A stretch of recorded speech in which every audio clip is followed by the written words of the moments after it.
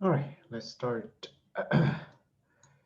So, do you have any question about anything?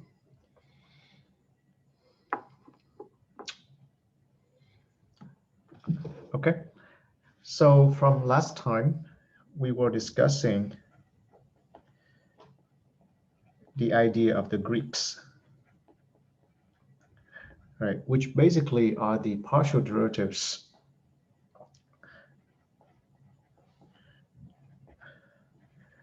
of the option price with respect to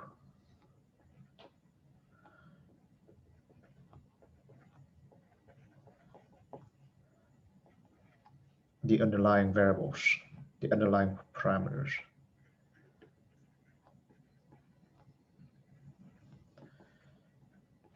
And so some of the important ones are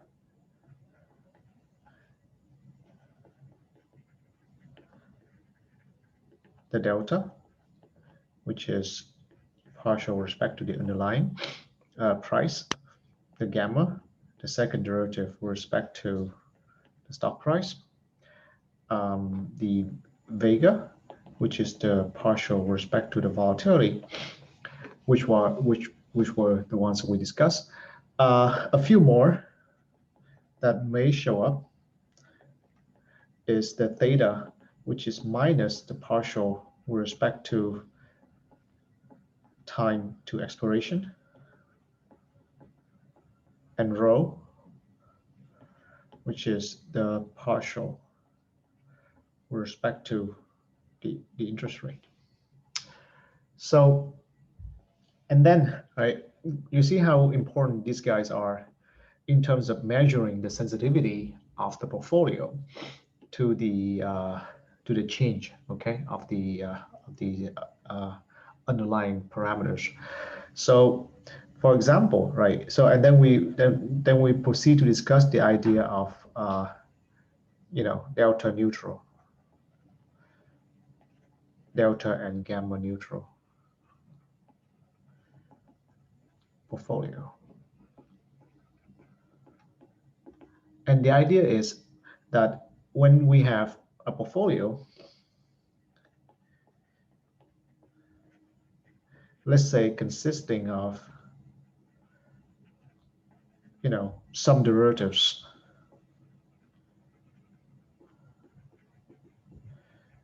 on some stock, okay, then simply, right, the fact of life is S will change, right, as T changes. So if you want, let's say as T change, right, as T changes. And so, I mean, you might view that that's the normal fact of life, that's good, or actually that could be bad, right, if the stock goes down, goes up.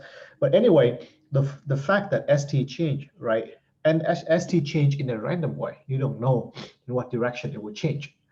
And so basically, right, so this will obviously, right, introduce random change, right, or if you want, right, random change to the portfolio value.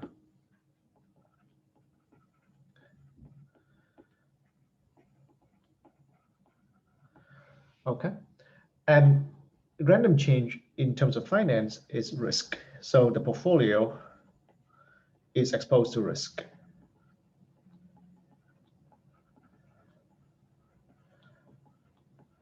All right, and again, so here we repeat the idea that risk doesn't mean simply that risk of losing money.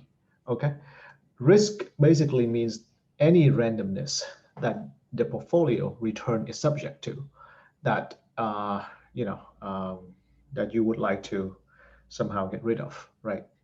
So so if someone has a portfolio like this, it probably is desirable, right? It's desirable to immunize the portfolio value against short-term change in value. All right. So a very easy example is that you have let's say a portfolio with one share of call option, right? We talked about this last time. Then the value of the portfolio, right,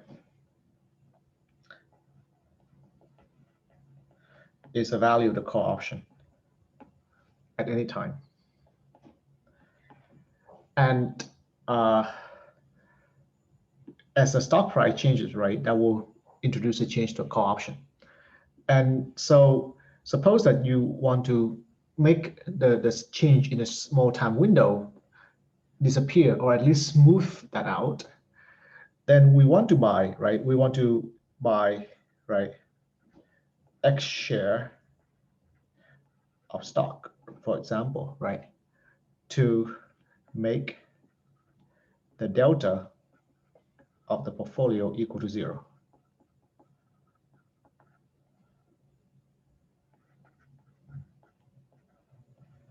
Okay, so the action, right? So if you could make the portfolio equal to 0, delta equal to 0, then what you have done is you have made the portfolio delta neutral.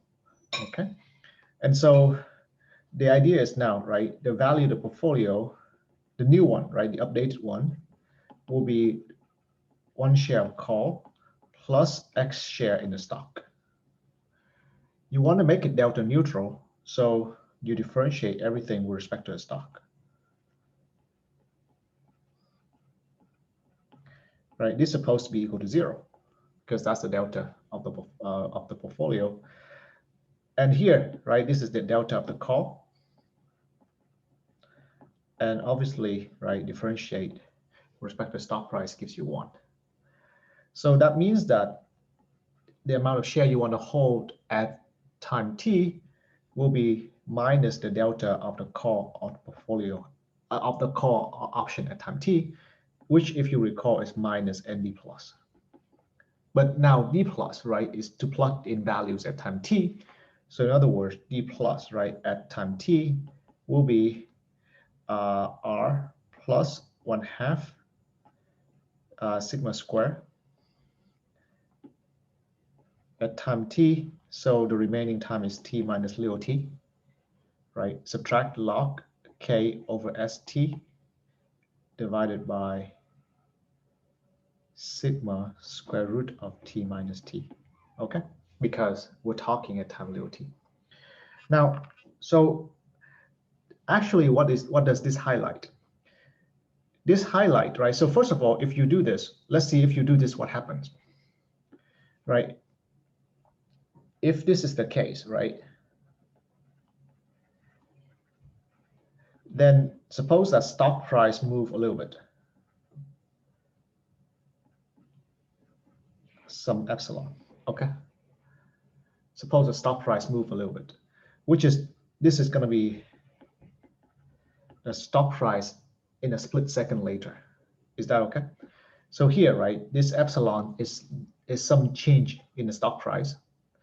And this is the new time interval, right? So in other words, what I'm saying is, right, the change in the stock price is epsilon, okay? Then what happens? What happens is, right, the call option, how would it move? The call option, right, will respond by, because the delta, right, the delta of the call is like that, then the call will respond by this much.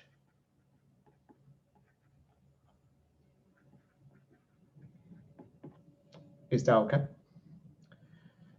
Right, so because basically this is the old price, this is the change in the stock price times the sensitivity of the call option with respect to a change in the stock price. Okay. So all in all, what is a net change in your portfolio value? The portfolio value, right? The new portfolio value will go to, right, this new one,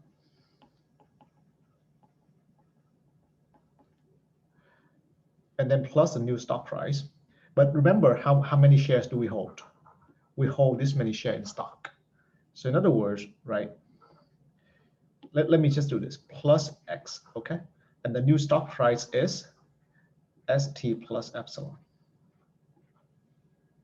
Okay, but what is this? This is V call plus X times ST, and then plus epsilon delta call plus X times epsilon. But do remember that X is minus of this. Therefore, this quantity is 0. So that's exactly, right, the immunization act that you have done.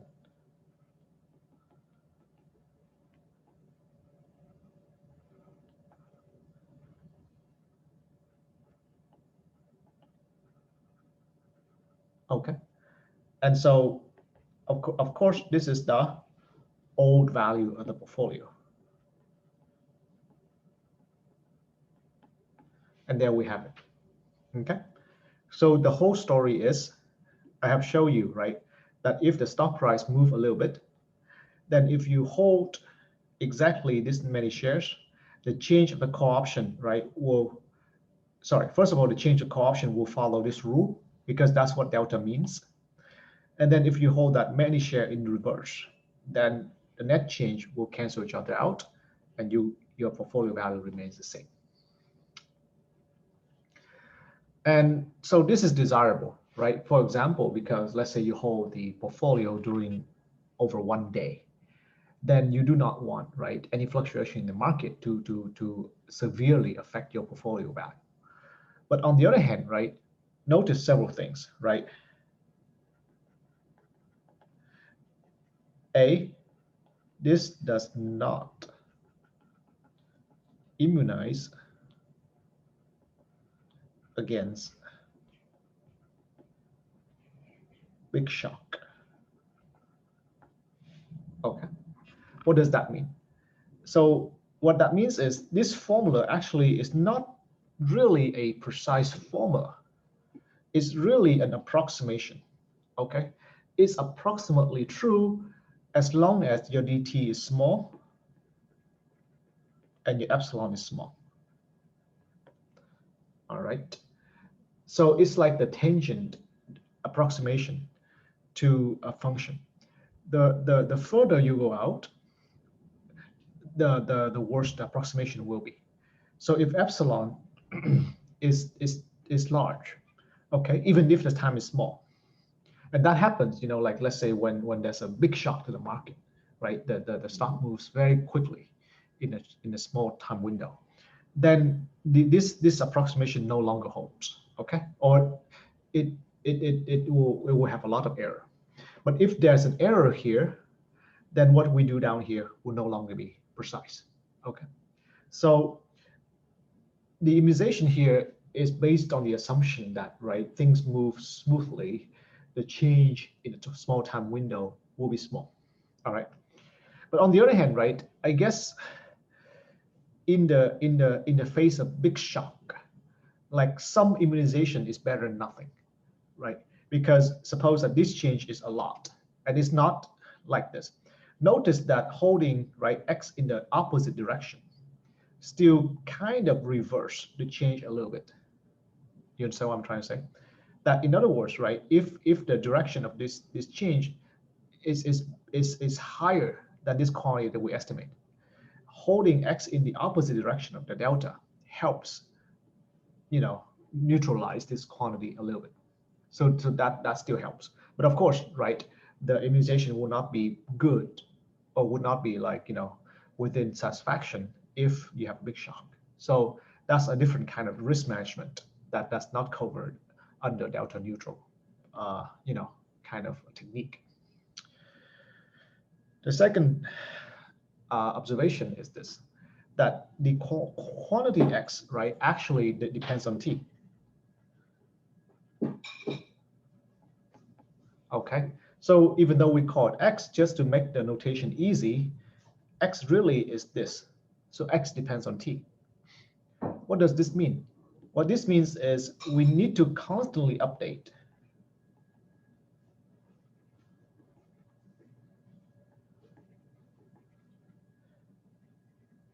the portfolio if we want to keep it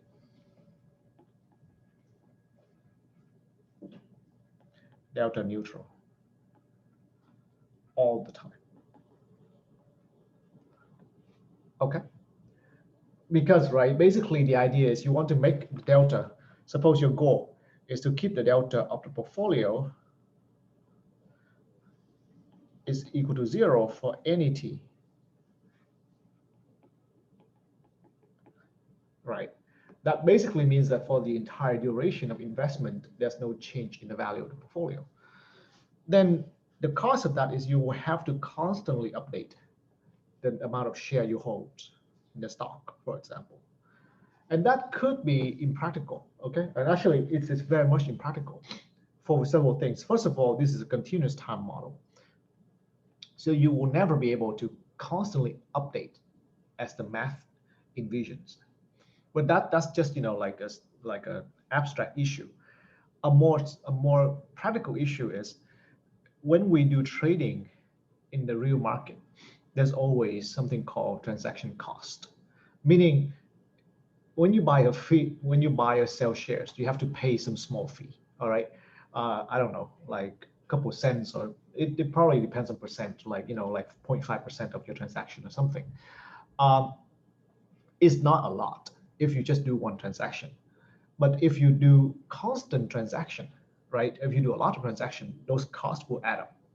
So the making a portfolio delta neutral is not a cost-free action. There's transaction costs. And so if that cost becomes, too expensive, that is not desirable, right? To perform this action, meaning to keep updating the portfolio. All right. So we want to rethink of, of our technique on how to, basically still keep the portfolio delta neutral, but not to do as many transactions as the math requires. There are two approaches to this. Okay. The traditional answer is, well, then you just update the portfolio once in a while. Like, you keep it delta neutral, right? You kind of have a discrete point of view on it. So this is like day 0, day 1, day 2, etc. You keep the delta 0 at this point. Sorry, delta at 0 equal to 0. And then, right, as things move to day 1, the delta will not be 0 anymore. Then you rebalance the portfolio to make the delta at that point be 0. Then again, the story continues. Go day 2, things move, the delta will no longer be 0. You rebalance, right? So there. So it's basically, again, the story of constantly updating, but this is a little bit more reasonable because you only update, after a period of time. That at least, you can kind of estimate what kind of cost you would incur, right? So here, suppose that you invest for like 3 days, then you know that you only update 3 times. An alternative idea is this, which is probably a better envisioning of this thing, is to make the portfolio gamma neutral.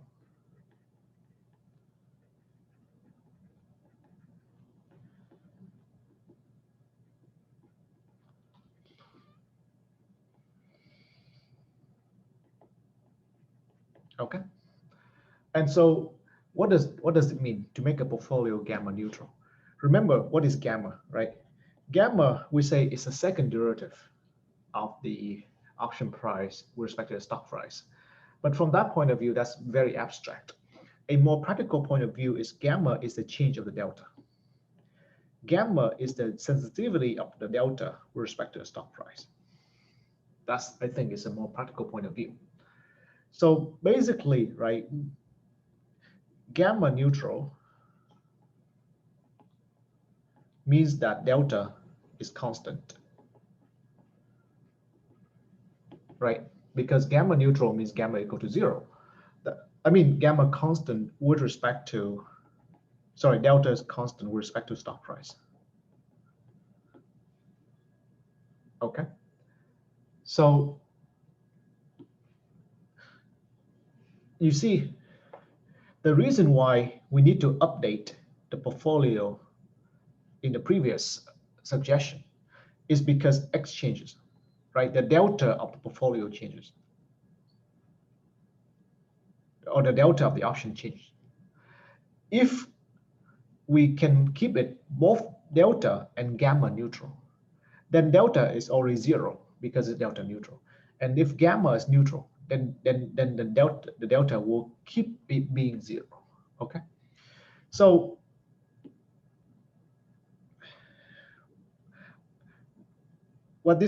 so basically what I'm trying to say is, so basically the net result on this is the portfolio, right,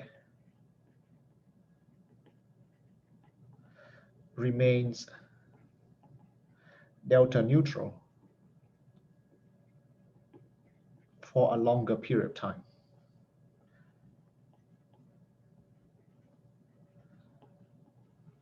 before required updating. Okay, does that make sense? Any question? So I mean, here, right, when we say it's gamma neutral, the implication is, of course, and delta neutral to begin with, okay? I don't think like making a portfolio gamma neutral in and of itself is of much value, unless for some reason you like the current delta so much that you want to keep that current delta, okay? Otherwise, the whole point of making things gamma neutral is that, right, you already have delta neutral portfolio. If you make it gamma neutral, then your delta won't change immediately. And so you have a more constant delta neutral portfolio than before. So in terms of practicality, right, how would you carry this out? Example, right? So let's say you have a portfolio consisting of one share of call. Okay. Now, is it possible to add X share of stock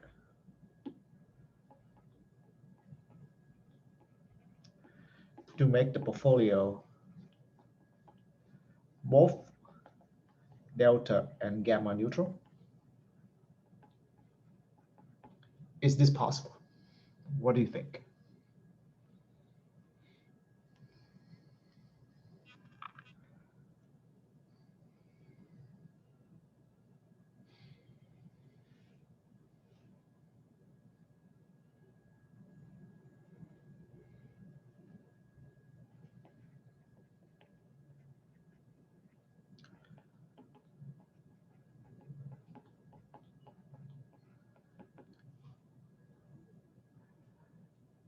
You're missing something, right? We can apply the same process again, but you're missing something. Here's a reason. Okay, so first of all, you want to make it delta neutral, right? You want to make it delta neutral, so you look at the derivative with respect to S. And then again, right, this is delta. So X will be minus. But once you do this, right, you see what is the gamma of the portfolio. The gamma of the portfolio is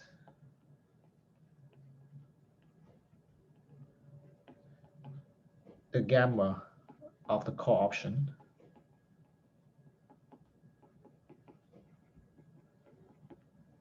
and you see that doesn't come into the picture. Why? Because the second derivative, right, with respect to stock is 0. Okay. So actually, what do we discover here? We discover that you will never be able to change the gamma of a portfolio by playing with stock only. Is that okay? Because actually, by definition, stock is gamma neutral. Its delta is always 1. So stock is gamma neutral. So you cannot affect a portfolio gamma by adding or subtracting stock. Okay. So the answer is no. Okay. Because stock is gamma neutral.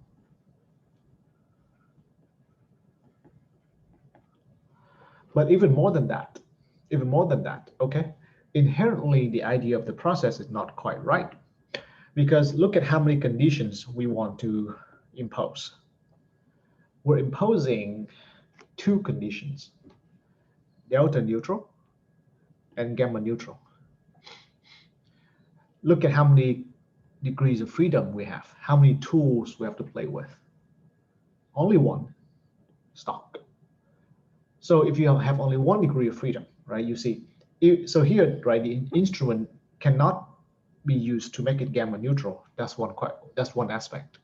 Another aspect is even if it's not gamma neutral, then you cannot use the same instrument to achieve both purposes, because you cannot solve, one equation with, sorry, two equations with one unknown, right? With one degree of freedom. So also no, because we have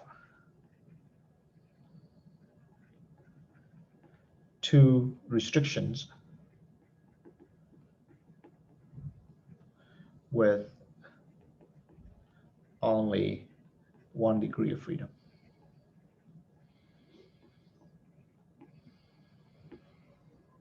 Is that okay?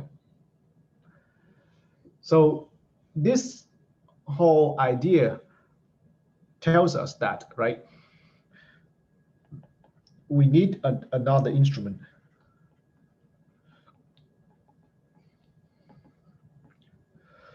So in other words, if you want to make a portfolio delta and gamma neutral, let's say you have call option, then besides stock, you want something else. So what is this something else? Well, this something else must be sufficiently different from these two. So you could, so first of all, you could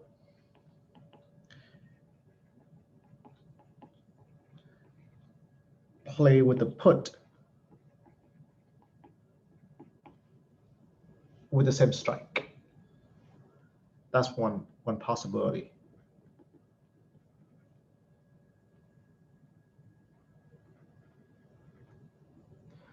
Another possibility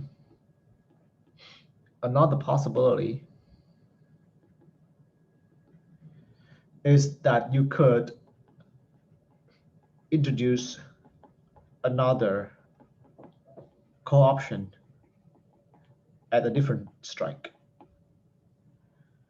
So these are different strikes.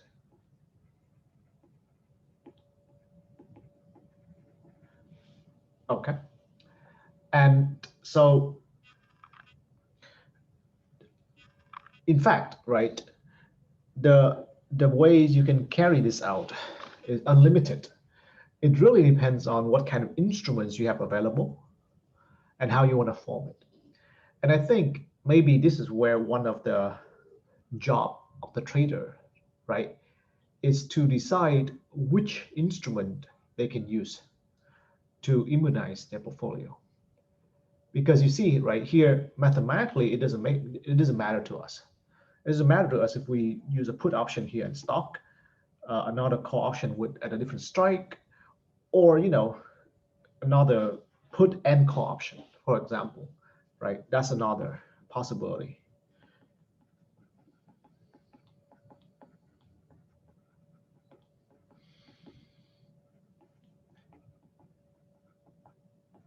Is it okay? You understand that any of these three can achieve the purpose of making the portfolio delta and gamma neutral. So, right, the object of interest is this guy, right? You have a portfolio starting with this call option. Say you have to manage that for a client, but you want to manage it in a way, right, that your portfolio does not change in value. And so you decide to add extra instruments into it to keep it stable. And then once you look into this process, you realize that, right, the choice for you is unlimited, right? I mean, for that matter, when you do the delta neutral kind of approach, you don't have to play with stock here. You can play with some other things as well. Okay, but I mean, it's traditional that the first instrument of choice to hedge a portfolio or to manage the risk is to play with the underlying to begin with. But right, when you have delta and gamma neutral, then the second one, okay, basically that I guess that maybe put is the most straightforward one, but other ones will be fine. So back to the trader story, right? The job of the trader. So for us mathematically, none of these make any difference. But for a trader, they may be very, very different. How so? Because there's something called liquidity in the market, okay? Basically, some of these instruments may not be available, or they may be very hard to find. Okay, not many people sell these things, so they're not liquid. And if they're hard to find, the cost to buy them may be more expensive than it should be. Okay, so in other words, um, the job of the trader, I guess, right? So if it's not liquid, then basically you have to pay a higher transaction fee to obtain this kind of product. So in other words, right, mathematically they don't make a difference. But in practice, the availability of these products, right, make a whole big difference on which instrument, right, you choose to hedge your portfolio. And so that's really right a question of like the practice of the trader, right? How to search for this portfolio? How to search for these instruments, right? To efficiently right add to your portfolio in terms of transaction costs and other kind of considerations. So right, obviously we don't go into that, but okay, mathematically, like I said, the choice is unlimited. Any question here?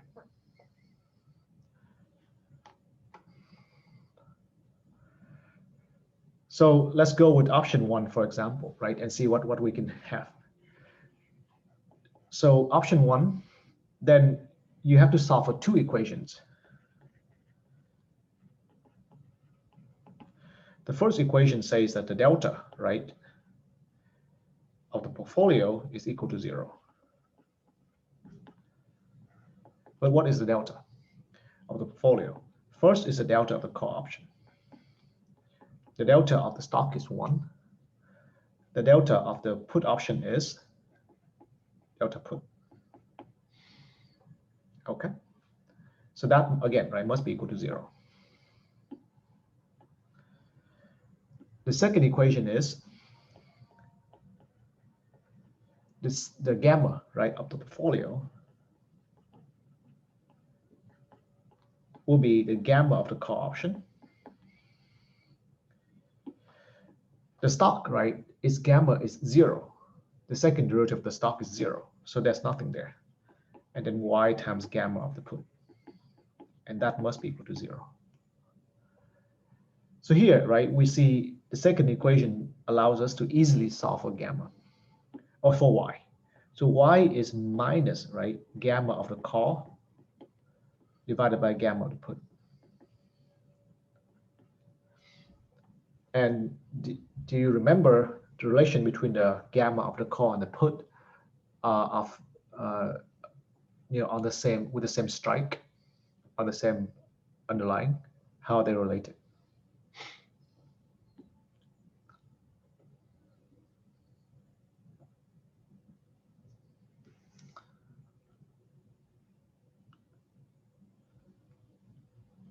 Yeah, or gamma of call and put are equal.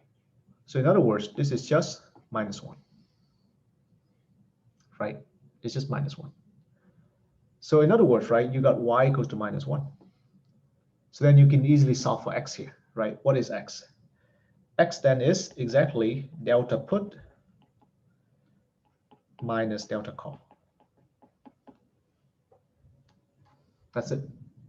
So that's how you, so basically, right, it tells you to hold -1 share of the put, and then the number of stock is this much. Again, right, so what's the effect of this? The effect of this is at time t, right,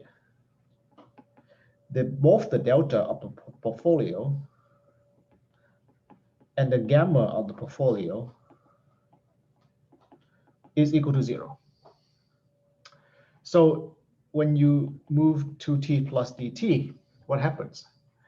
Your gamma will change a little bit, okay? Gamma of the portfolio now will no longer be 0. But gamma being the change of the delta, you can approximately say that the delta of the portfolio at the new time point is still 0. All right. And that is exactly the point of this procedure. So the portfolio still is approximately delta neutral at the time window t plus dt, at the time point t plus dt, right? Before, with this approach,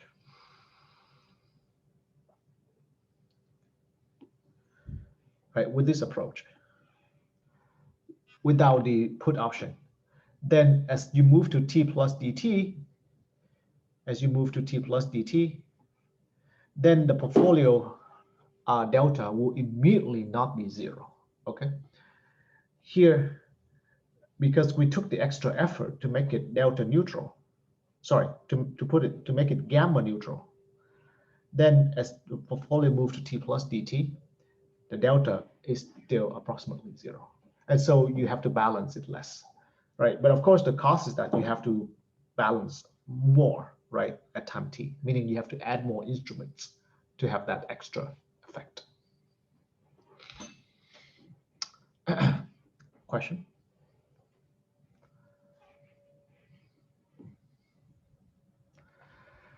Okay. So I just want to mention, right, about the option 2. There's nothing nice about option 2, actually.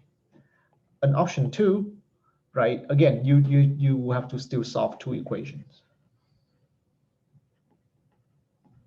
You still have to solve 2 equations, right? So option 2 asks us to use a call at a different strike and a stock. So first, right, the partial, the delta of the portfolio,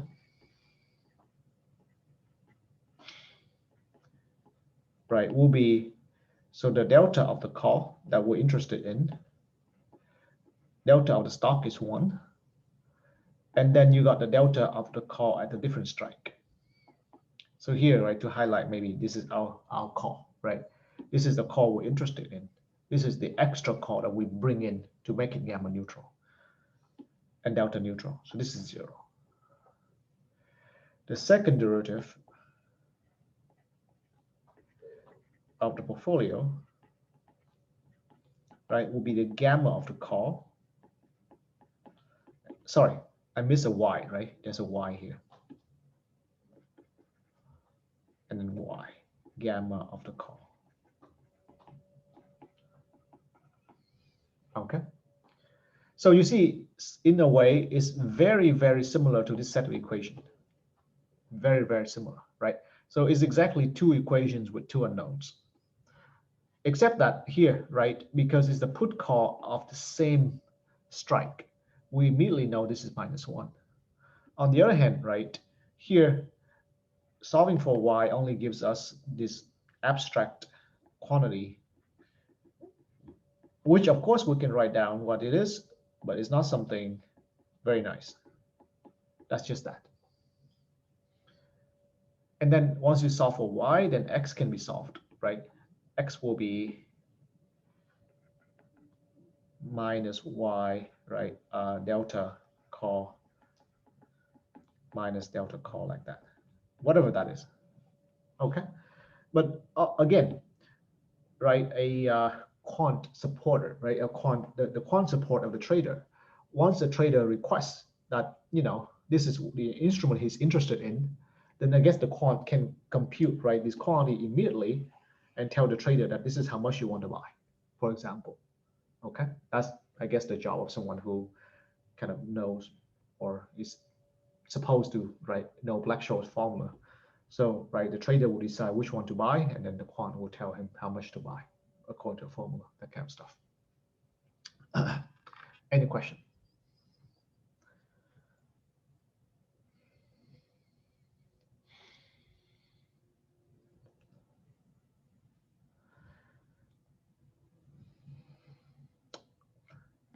Okay, so now delta and gamma neutral are the 2 most popular techniques or goals, right, to implement for a portfolio.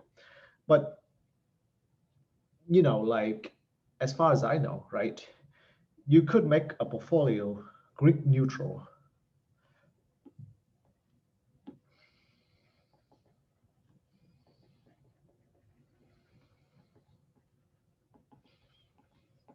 possibility.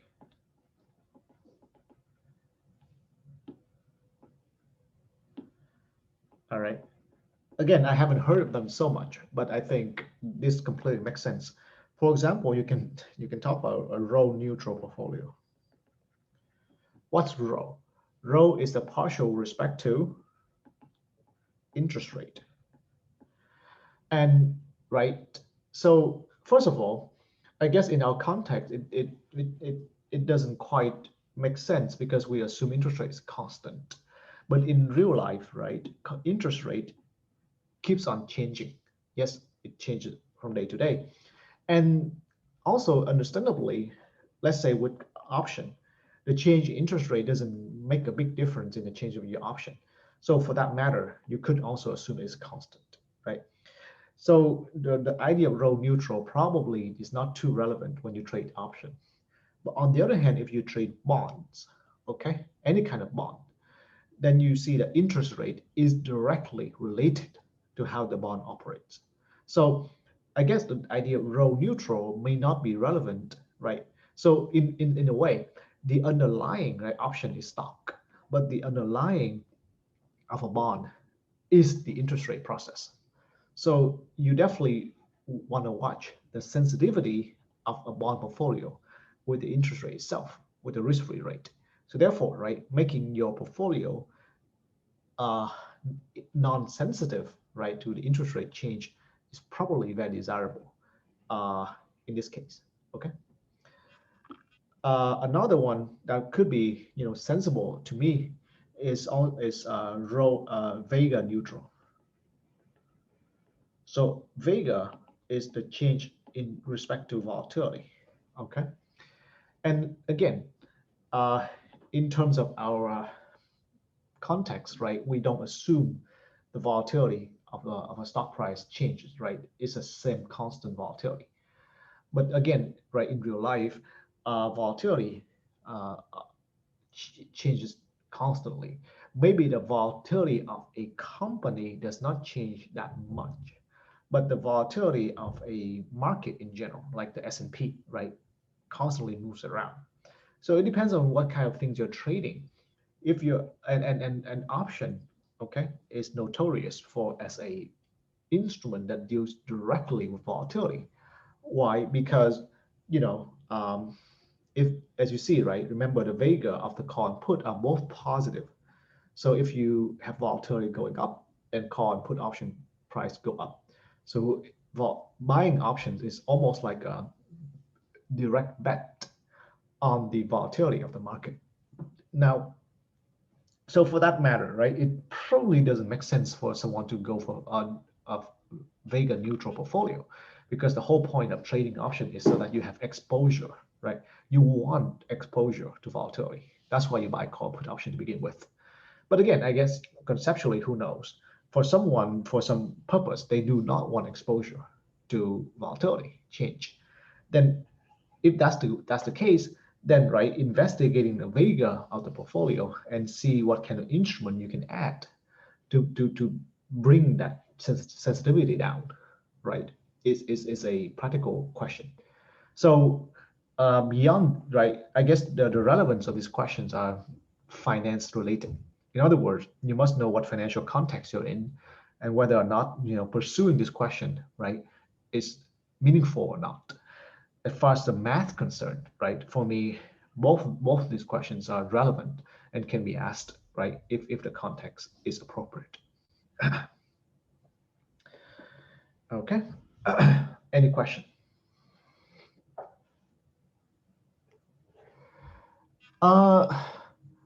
So it's an interesting question, right, Dylan? But first of all, depends on what you mean by big shock. Where does a shock come from, right?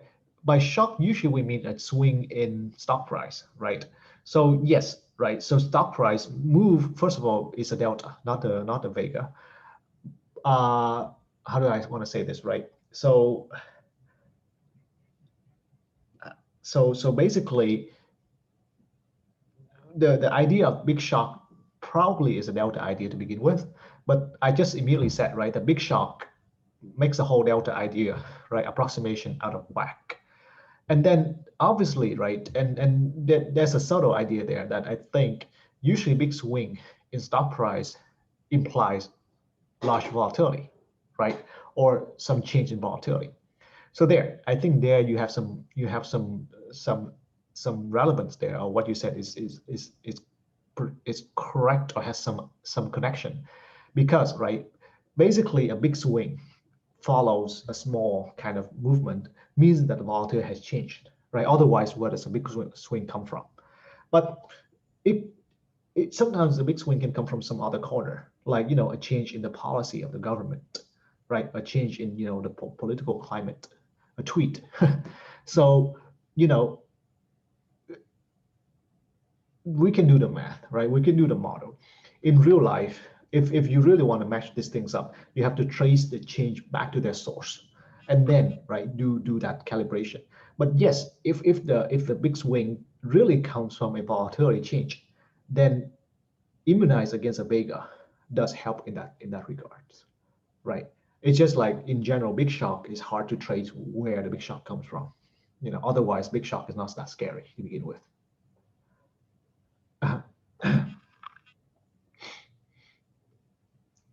Any other question?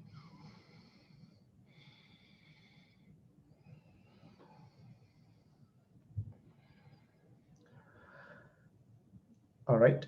So the next topic, all right, I want to move to is the idea of the Black-Scholes PDE.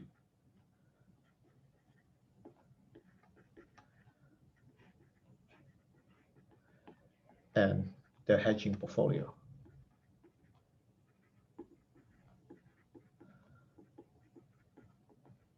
Okay. So remember, right, the hedging portfolio is always in the back of our mind from the binomial model until now, right? But the more complex the model is, the harder to discuss the hedging portfolio because the stock has many, many possibilities to move around, right?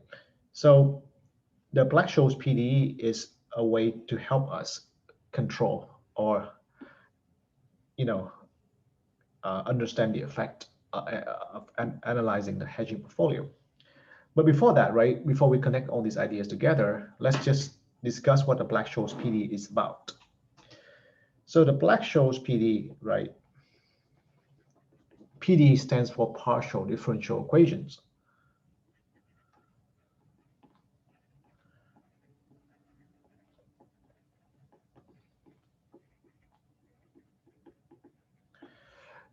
It's an equation of the partials. Which partials? Okay, let me write it down for you, okay? Minus RV plus V sub t plus V sub x times Rx plus 1/2 V sub xx sigma squared s squared is equal to 0. Okay, what am I writing? So here, V is an option price. And this should be Euro style, okay? Euro style only, or vanilla. Vx is our good old delta. Because remember, right? So, okay, maybe I should clarify the context, right? Here, what I view the option price, V, as a function of time and the stock price, okay? In the style of Ito's formula. But remember, the philosophy has always been this, right? On day one, I told you that the whole task of the class, the whole discussion in the class revolves around understanding this relationship, understanding option price as a function of the stock price and time. So here we go back again to this idea. So right, this is the position of x here. So Vx is the delta, okay? Or if you don't like this, you can call it Vs. Like that. But I think traditionally, Black-Scholes PDE, I think the notation is written as x, okay? So, and then v sub xx is the gamma. You have to be careful here a little bit. Vt is not the theta, but minus the theta. Why? Because theta is defined as minus partial. And then here, there's another tricky thing. Oh, no, I think it's fine. It's fine. Vt is the theta. The reason is this. Theta, right, is defined as a partial of v with respect to partial of tau. But tau is the time to maturity. So, it's exactly minus partial v over partial t by the chain rule. So actually here you're fine, right? Oh, so sorry, there's a theta is minus, and the two minuses cancel. So here you're fine, like that. Okay. So, all right. So what is the Black-Scholes PD? The Black-Scholes PD on the surface basically connects the three Greeks. Okay. Delta, gamma, and theta together. And the option price, right?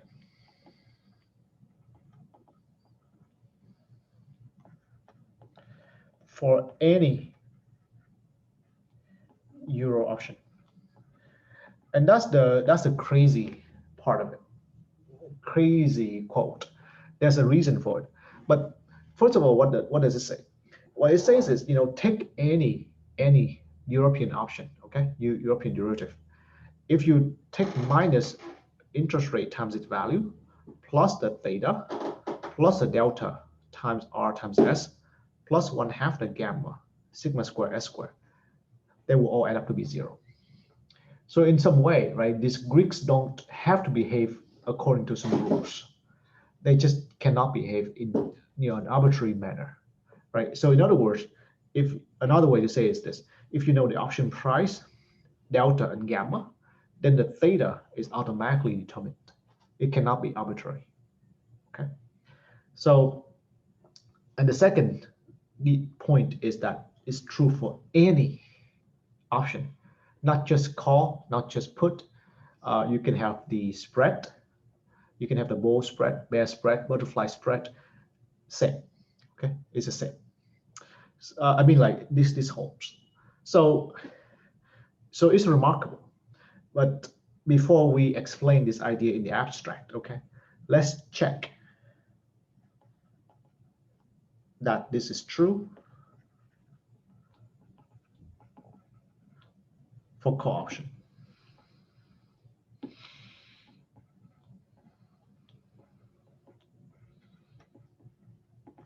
Okay, because right, with call option, we have the explicit formula for all these quantities.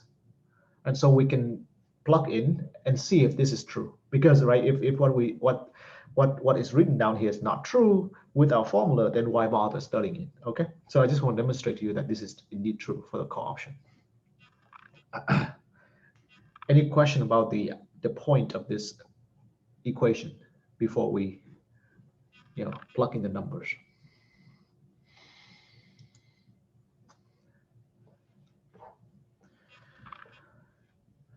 Okay, so what do we need to plug in, right? For the call option, V is S0 ND plus minus K e to minus RT ND minus. Delta is ND plus. Gamma is, let's use, I guess, right, FZD plus over S0 sigma square root T. And theta, okay, we did not write this down before, but you can check on Wikipedia that theta is minus S FZD plus times sigma divided by 2 square root of T minus K minus R, K e to the minus RT, ND minus. Okay, like that.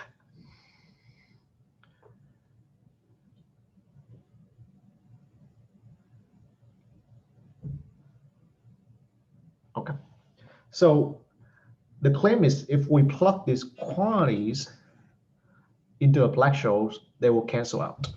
So, right, so plug in. So minus R times this.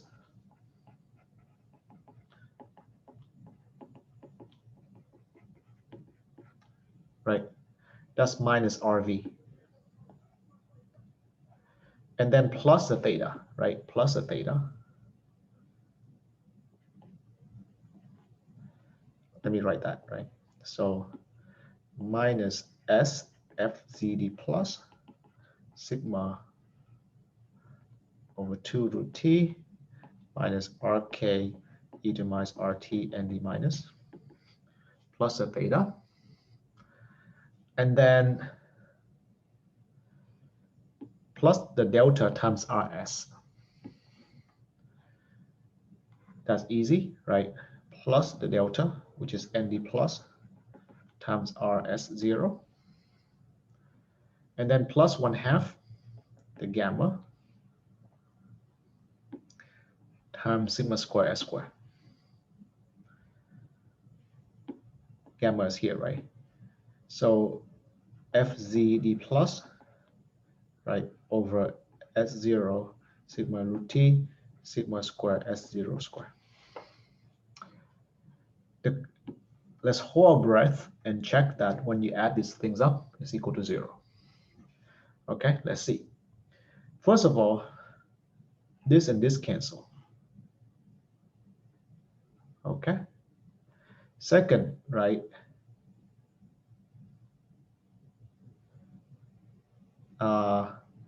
this and this cancel.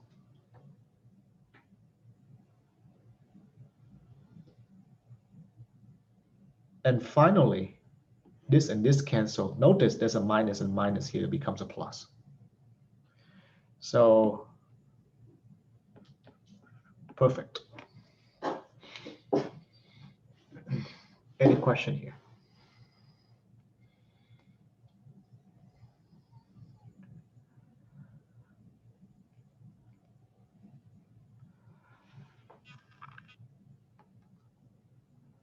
Okay. So what about, right, the put option?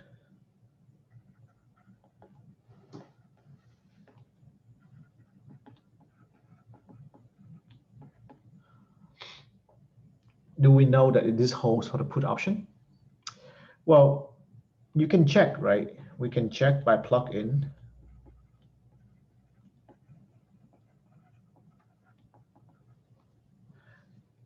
Right, as you know, above.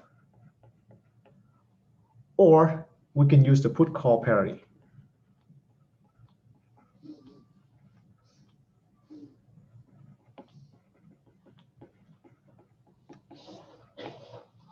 Right. So in which way? So we know that V call minus V put is S minus K e to the minus RT. Then we know then, right, that delta call minus delta put is 1.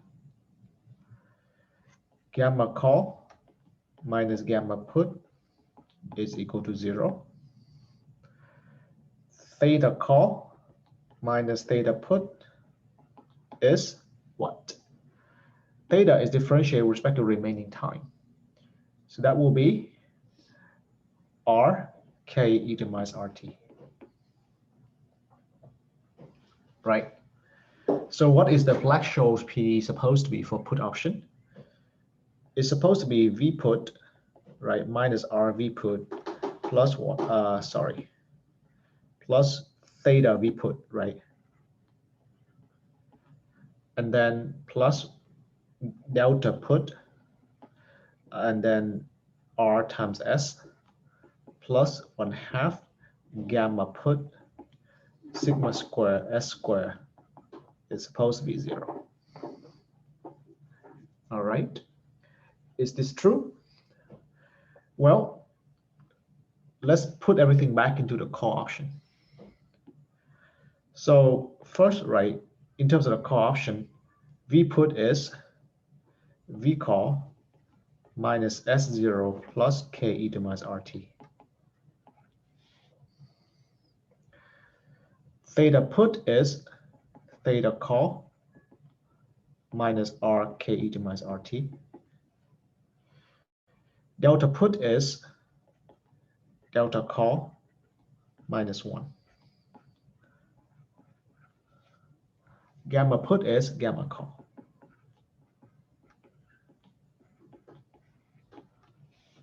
Right? And let's see. Minus R S0 exactly cancel here. Minus R K e to minus RT.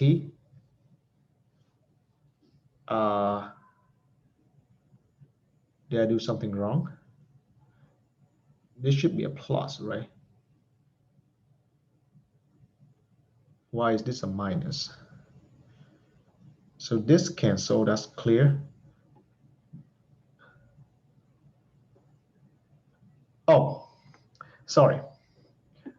I know, right? Theta is minus partial t, right? It's the minus of derivative with respect to remaining time.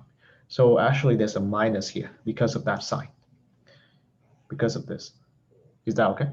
Because you bring the minus R down, it becomes a plus, but then there's a minus by the definition of theta. So that exactly is a plus. So this cancel with this. And what's left? What's left is exactly minus RV call plus theta call plus delta call R naught. And that is exactly the Black-Scholes call. So that's exactly equal to 0. Okay. Any question?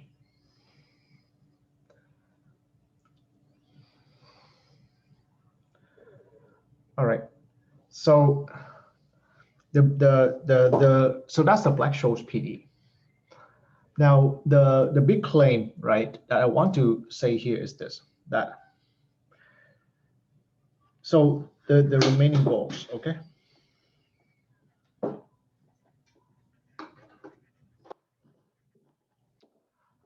So first of all, I want to prove the Black-Scholes PD.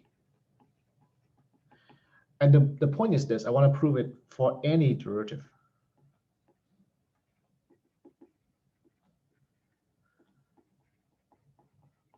Not just put and call. Because you see, put and call, we have already proved it here by just direct checking. By just direct checking, we know that is true, okay? But that doesn't mean that any zero derivative is true, because I can imagine some strange payoff function. Why is this true, for example? Okay. Second is to show you the idea that the hedging to show you, and then after I prove the Black-Scholes PD, I will use this, okay, use the Black-Scholes PD to show that the hedging portfolio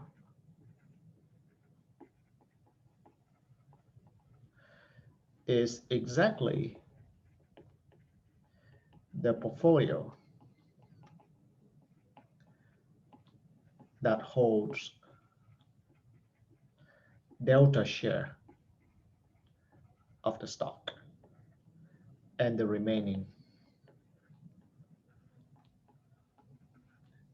in cash in the money market.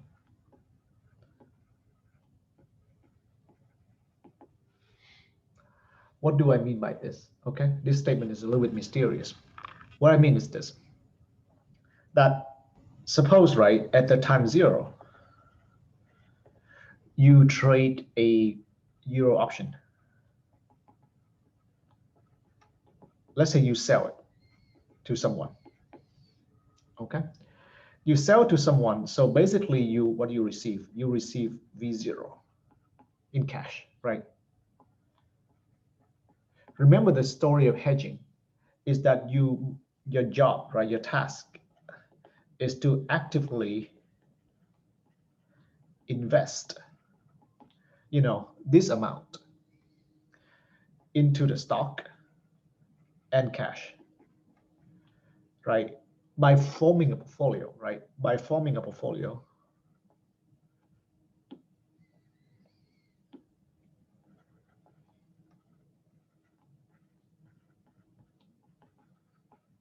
right? Whose value at the beginning is exactly this V0, which is the value of the option, because that's how much cash you have at the beginning. But that's not the point, right? The point is at time t, it must grow to Vt. So this is exactly the hedging equation, right? At time t, this is the amount you owe, right? The amount due, the amount paid to the option holder. You need to pay this amount to the option holder at time t. So you better invest so that the portfolio that you have in hand is equal to the amount you are supposed to pay to the option holder. And remember how it's very hard, or not hard, but very tedious for us to solve, for the portfolio along the branch of the trees, of the binomial tree. Here, right, in the Black-Scholes, in the Brown-in-motion kind of Black-Scholes model, you can imagine is even crazier because you don't even have time period and trees to solve for. But the surprising answer, right, according to number 2 that I said here is this, that if at any time, right, the delta, which is the number of shares, let's say this, the number of shares you hold in the portfolio is equal to delta of the option. Okay. So for example, at time 0, what you hold is delta 0 of the option. And then you put the remaining in cash. And then you actively rebalance this. Then and so we capture that idea by maintain the portfolio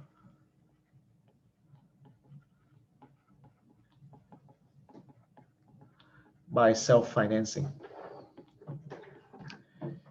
So in other words, at any time, you just sell some stock and get some cash, or you get some cash and sell some stock within your portfolio. You don't get any external funding.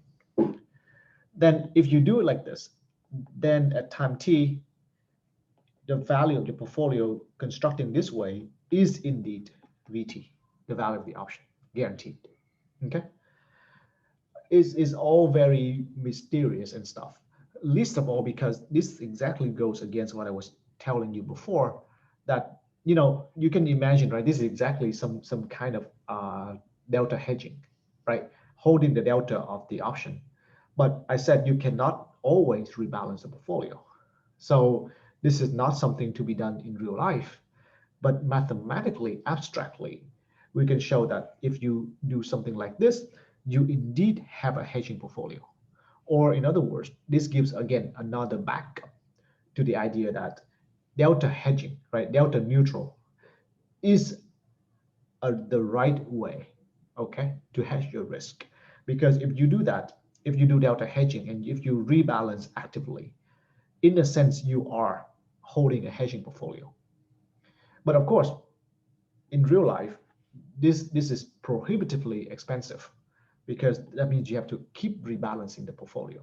So all the ideas, all the practical consideration comes to mind. But mathematically, if we just stay in the theory and ignore real life, ignore transaction cost, then this is the perfect way to do it. Basically, meaning if you're exposed to a derivative, just hold delta share of it in stock and you're good. Okay, that's what the message is.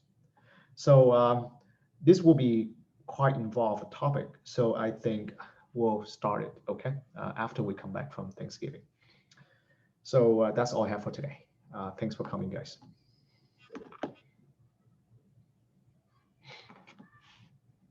You too.